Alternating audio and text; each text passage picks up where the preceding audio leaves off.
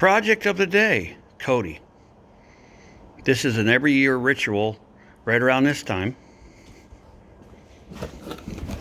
What we do is, a lot of people don't even know it exists, is we change fan blades. Why do we change fan blades? Well, I'm going to show you. This tractor, as you can see, that's the front of the machine. This is the back of the machine. This tractor has a radiator here. Right here. See it? It pulls air through here in the summertime, across the engine, exits through the front. What I do is I change this fan over to this fan. Now, some of you are probably thinking, why?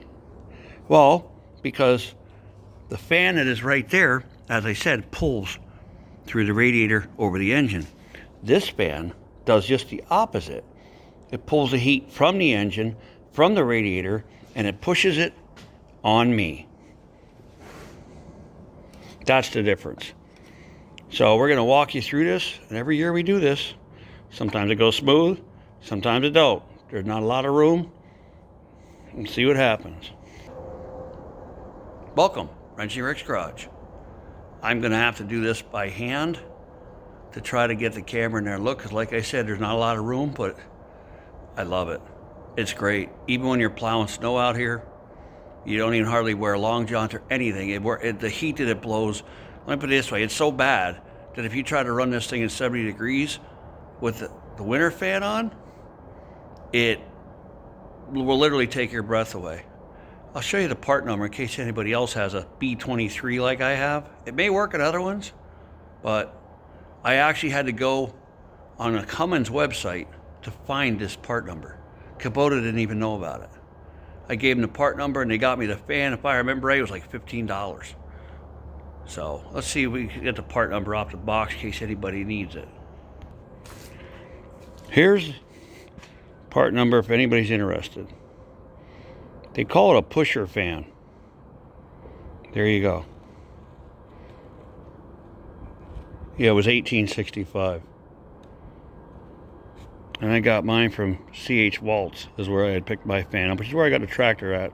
They're pretty good people. So let's get started. I've done it enough times, I know, but this is literally like Braille. I have just slipped a socket back there and got that on. Then you have to get your ratchet in there. It's fun. I've done it enough. I'm getting better at it, but it's still fun. And believe me, usually it takes you 3 or 4 times. I'm gonna have to put the phone down. One moment. You can see I wiggled the ratchet in there. See my finger? You don't tighten these very tight, but sometimes it's just, that one's loose. Just that easy.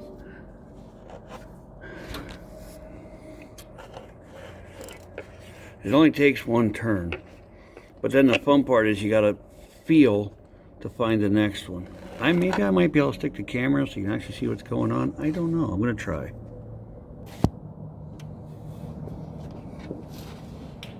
That one's off, loose. So now I have to do my Braille and find the next one.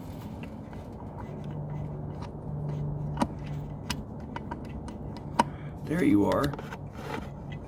Okay, that's number 2.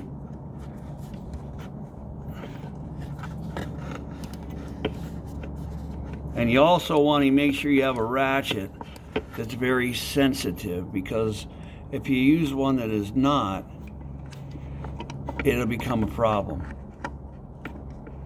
Because you don't get that ratchet, like you said, there's not a lot of room in here.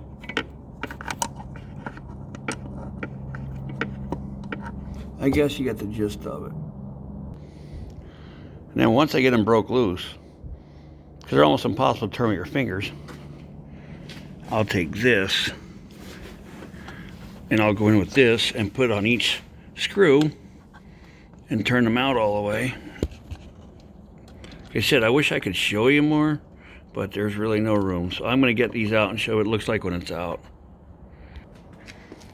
And once all the fan blades, bolts are loose, I do this so they don't turn. Then you got to just loosen your alternator up a little bit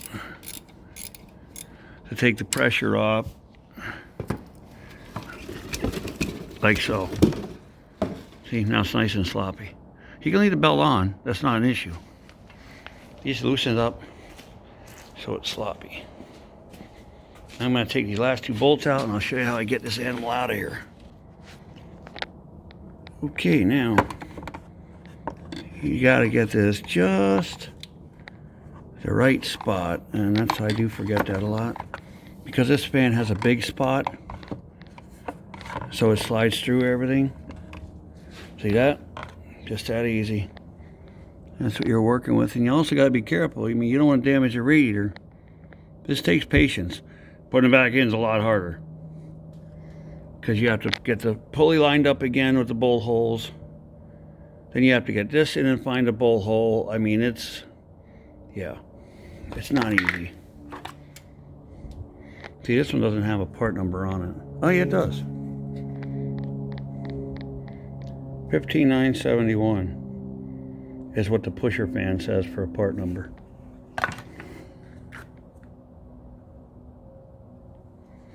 So I'm gonna try to line this back up and go from there.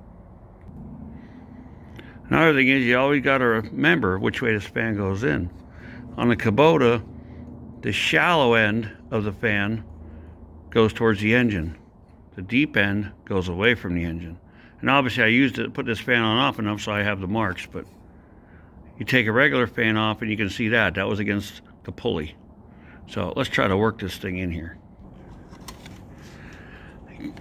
Now this is a 5-blade variety, so it takes a little bit more working to get it in there. Like I said, and believe it or not, I forget exactly what position I usually use to get it in there. But it'll go. You just caress it, and finesse it, and it'll go in. Especially when it just falls. See that? It went right in.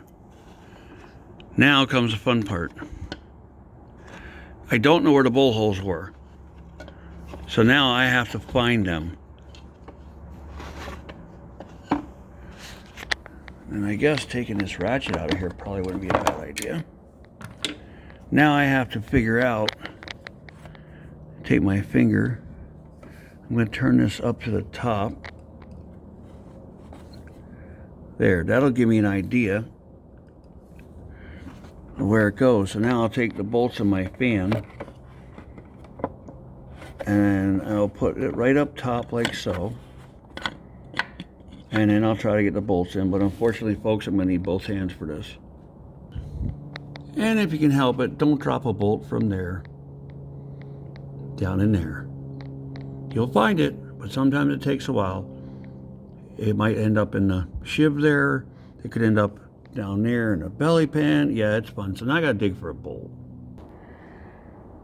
One trick I also sometimes have to use when the going gets tough.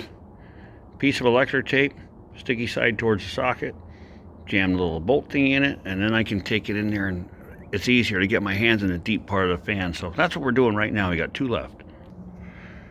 Okay, we got her in, all bolts started. Whew.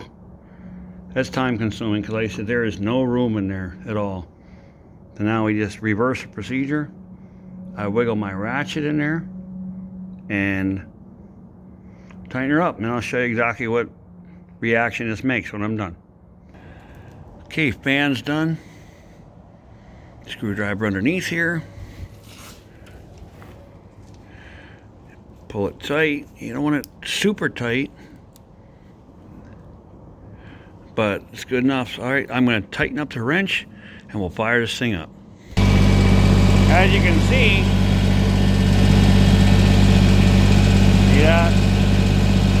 So now when I'm running high RPM plowing snow, it's going to be blowing the heat in this general area here. Works out really well.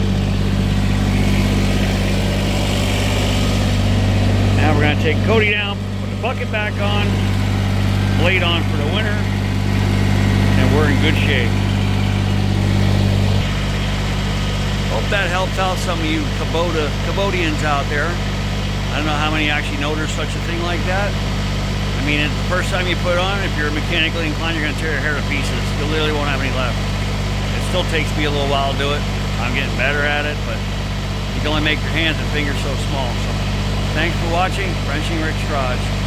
Have a good night.